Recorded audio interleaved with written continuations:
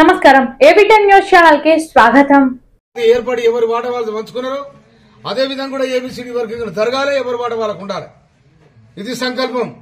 Congress party ముఖ్యమంత్రి రేవంత్ రెడ్డి గారు కూడా అదే సంకల్పం ఉన్నారు. కాబట్టి ఏబిసిడి వర్గీకరణ ఎమ్మడి చేయాలని చెప్పి అట్టి దానికి మా మంత్రివర్గం మా మంత్రివర్యులు దామోదర నరసింహ గారు రేపు ఢిల్లీకి వెళ్తా ఉన్నారు. సుప్రీంకోర్టు బెంచ్ మీదకి వచ్చే సందర్భంలో మా తరఫున కూడా కాంగ్రెస్ పార్టీ తరఫున అక్కడ అడ్వకేట్ జనరల్ ఒక జడ్జిని ఒక అడ్వకేట్ కూడా అక్కడ నియమించి దాంట్లో చర్చలో భాగం చేస్తారని కూడా ఈ సందర్భంగా మనం చేస్తూ ఏబిసిడి వర్గీకరణ తొందరగా పూర్తి చేయాలని చెప్పి మనం చేస్తున్నాను.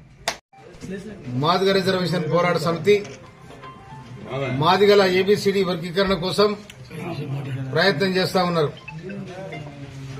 కానీ ఎక్కడ సఫలీకృతం కాలేదు.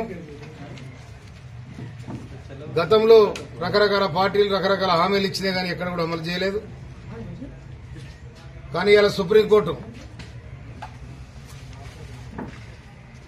పోయిన నెల 17 తారీఖు నాడు సుప్రీంకోర్టు సింగిల్ బెంచ్ మీదకి వచ్చేది ఉండే, అది రాలేదు.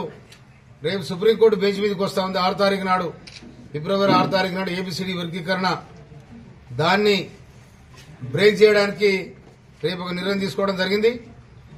ఏబిసిడి వర్గీకరణకు మాదిగల పోరాటానికి తెలంగాణ కాంగ్రెస్ ప్రభుత్వం ముఖ్యమంత్రి రేవంత్ రెడ్డి గారు స్పష్టమైన ఆదేశాలు ఇవ్వడం జరిగింది. హెల్త్ మినిస్టర్ వైద్య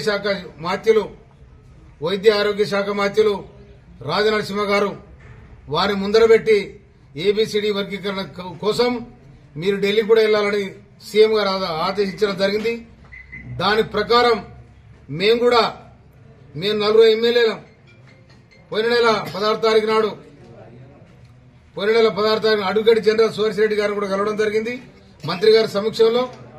తర్వాత ముఖ్యమంత్రి రేవంత్ రెడ్డి గారు కూడా వినపత్రం ఇవ్వడం జరిగింది. నేను మన నగరికల్ ఎమ్మెల్యే ఈరేశం గారు, మానకొండూరు ఎమ్మెల్యే డాక్టర్ సత్యనారాయణ గారు, తర్వాత ధర్మపురి ఎమ్మెల్యే లక్ష్మణ్ కుమార్ గారు నలుగురం కలిసి ఏబిసిడి వర్గీకరణ కోసం మద్దతు ఇవ్వాలని ముఖ్యమంత్రి వర్యులకు మేము అప్పీల్ చేయడం జరిగింది. వారు వెంటనే స్పందించి అడ్వకేట్ జనరల్ సురేశ్రెడ్డి గారి దగ్గర మమ్మల్ని పంపించడం జరిగింది. దాని సందర్భంగా అక్కడ ఆయన దగ్గర చాలా మెటీరియల్ ఉంది. వారు కూడా తప్పకుండా ఏబిసిడి వర్గీకరణ జరగాలి. ఏబిసిడి వర్గీకరణతో పాటు మాల ఉపకులాలకు మాదిగ ఉపకులాలకు కూడా వాట జరగాలి. కనుక ఎన్నాళ్ళో ఈ పోరాటం జరుగుతుంది. ఈ పోరాటానికి ఎక్కడో కృష్ణ పెడితే బాగుంటుందని కాంగ్రెస్ పార్టీ కూడా ఆలోచన చేస్తా ఉంది.